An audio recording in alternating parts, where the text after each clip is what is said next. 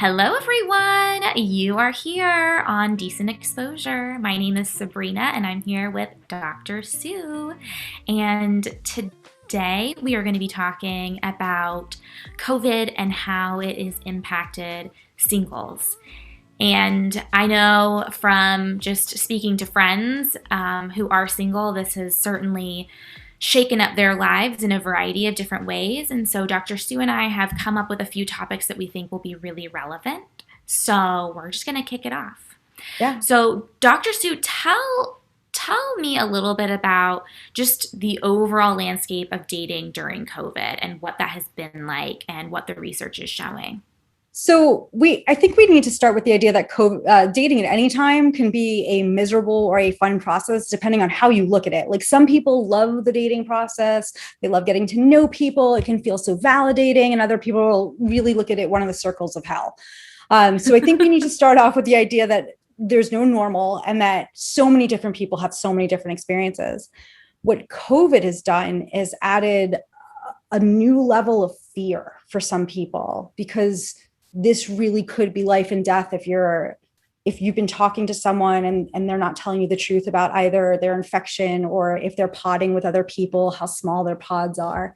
And so I think there is a level of trust that has to be established really early on, that I think before the pandemic, you could kind of, just hang out and see where things went before you decided if you needed to trust them. Now it's almost like that trust piece comes first. And that's really hard to do. And I think that's one of the biggest challenges facing people, even if they love dating. I think that there's, for some folks, a real big, like, how do I know this person's not going to get me sick?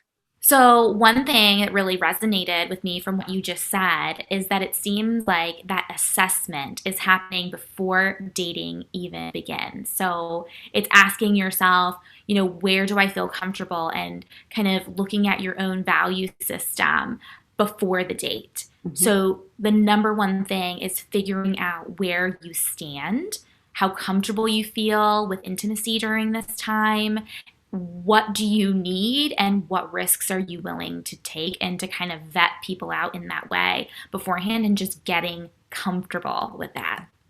And I would say really setting your boundaries hard. I mean, what we're hearing anecdotally from people is that they're being pressured to meet in person, which I think happens for some people anyway through dating, like, especially if you're on an app, like, let's just get off the app and let's just meet. And now more people are throwing up boundaries of, I'm not, like, I'll chat with you online. We can do video chats so you know who I am, but I'm really, social distancing masks. I'm not really comfortable with the in-person stuff.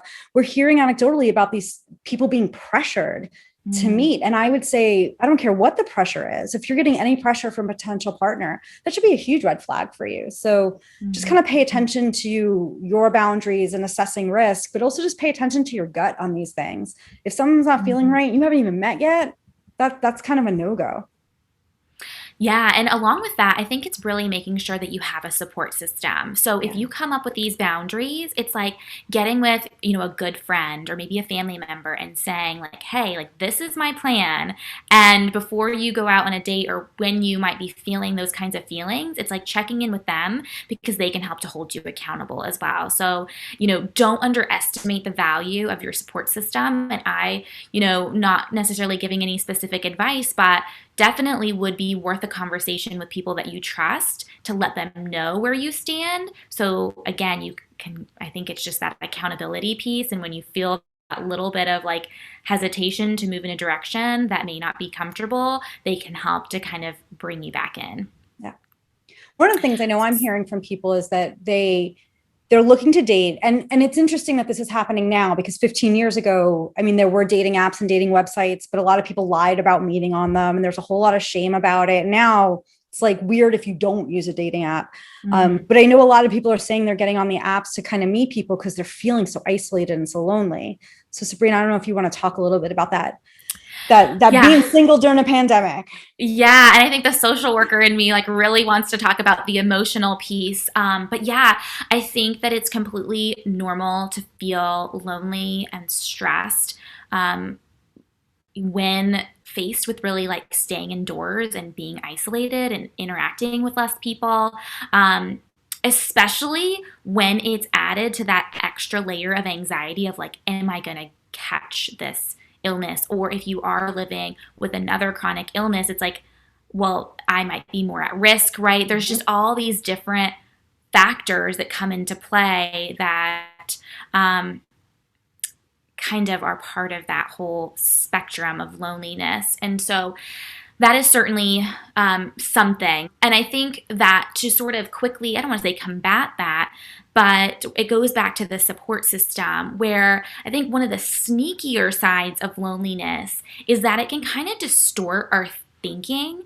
And so we may be focused on the question of like, why is nobody reaching out to me? And, like feeling kind of down on ourselves and sort of like letting our ego sort of reign through and kind of be wild.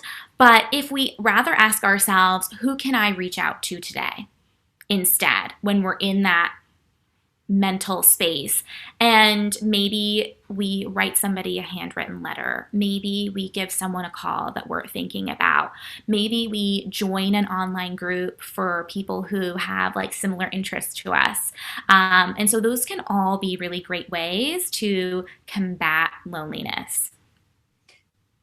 Yes, but it Yeah, doesn't it only goes so far. And I think exactly. I think it's one of the things that people who are single, and again, not necessarily just during the pandemic, there's loneliness and there's isolation, and there's like this, for a lot of them, it's people, it's things that they can't name. And I think that's Yeah. what our job is as professionals, is to kind of name some of those things. And there's Hmm.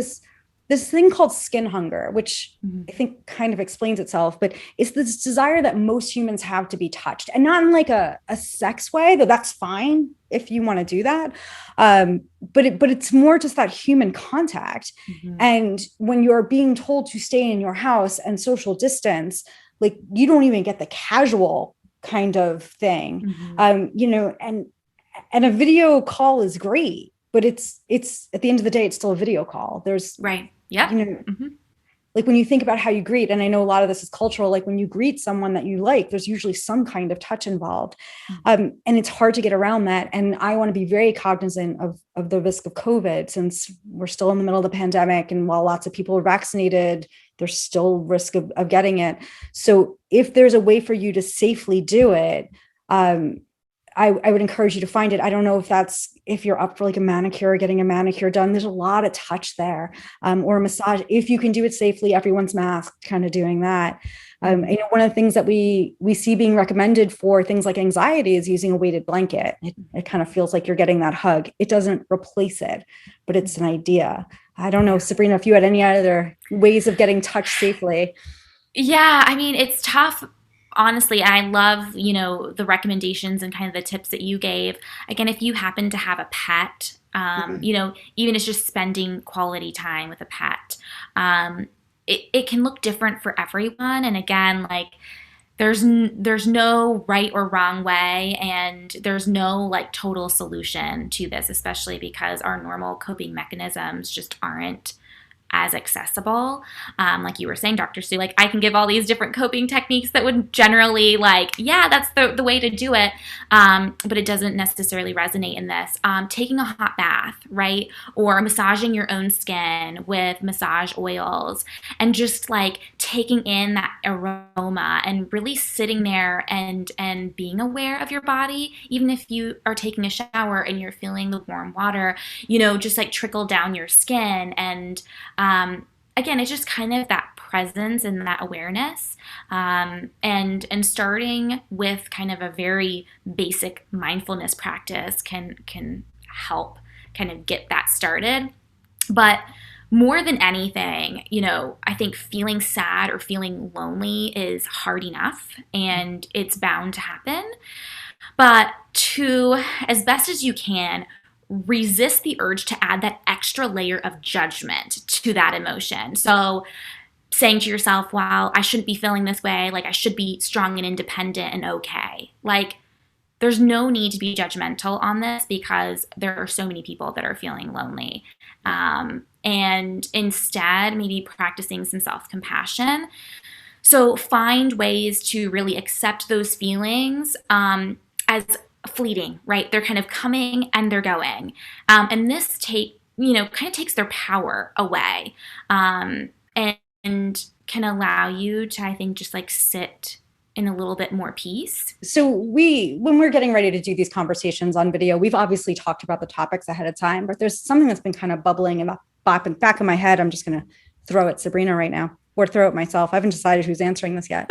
One of the things that we're hearing for folks who have kids is that kids are getting left behind in school, and they're not hitting their timelines. And some of the stuff I've been hearing from single friends of mine is, oh, well, like, I'm never going to be able to get married on time. I've actually heard people use that phrase, on time. And I never got that timeline. If I was supposed to in high school, it was never given to me. So I think, oop.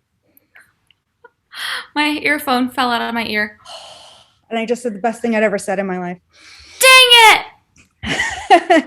But I think the problem that we're finding is that people think they're supposed to be at a certain place, and that now that you're isolated, you're really looking at, oh, I'm isolated all by myself. And that turns into I'm never going to meet someone. I'm going to be alone forever. I've missed my window. I'm not sure what window that is, like a window for meeting people. I don't know what this timeline's all about. But I just wanted to throw it out there. If that's one of the things you're doing, like going back to what Sabrina said, like show yourself some compassion. We're in a pandemic, folks. Like the rules don't apply. Wait, oh, what happened? What did I say? I didn't know we were still recording.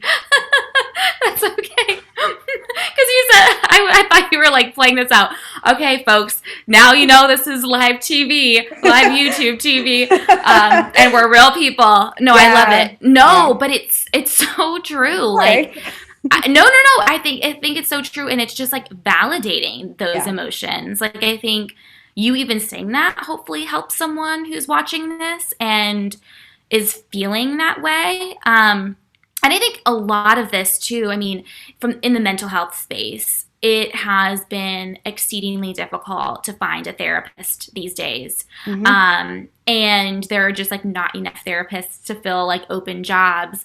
But there, I'm sure, still is a therapist out there if you are in need of help. And so again, like, we don't claim that this is any substitute for therapy. Nope. But when you are having those just like deeper level thoughts, like that's a really good time to have space with that third party neutral person. If there is a therapist, or if you're in a university setting, there's a lot of counseling opportunities that are free or low cost, that you can kind of tap into to really work through these thoughts and emotions. Yeah. There are apps out there too. I know, trying to connect people to help. I think one of the great things that happened, I hate to say the sentence, one of the great things that happened because of COVID was that we saw some changes in some of the guidelines about helping people through distance. And so, doing therapy either through some kind of video conferencing or even by phone, that, there used to be really strict laws in some places around like crossing state lines. So there's help out there. I know there are websites, and we don't want to endorse any, but there are websites and there are apps that can help you connect to someone if you want to talk. But I think we need to start realizing that there's no right way to be handling this. And I think this is going to be true even after the pandemic. Like, there's just no right way to handle stuff, folks. There are some people who are thriving being single right now. Like, they look at their friends who are in relationships, and they're with that person every single minute of every single day, and they are thrilled to be single and doing their lives. So wherever you fall on that single spectrum, and please feel free to tell us in the comments how you're doing in this if you're single. But I think it's all normal and it's all okay. So just want to throw that out there. Yep. That's what this channel is all about, is just normalizing, validating, making these conversations a little bit easier. And so we hope that through this dialogue, it's opened you up to some things and allowed you to just feel validated. And we will be continuing to post content like this on this channel. So if you liked what you heard, please like this video, and even better, it would be great if you could subscribe, and that will allow you to be one of the first people to see when new content is released. So thank you all so much again.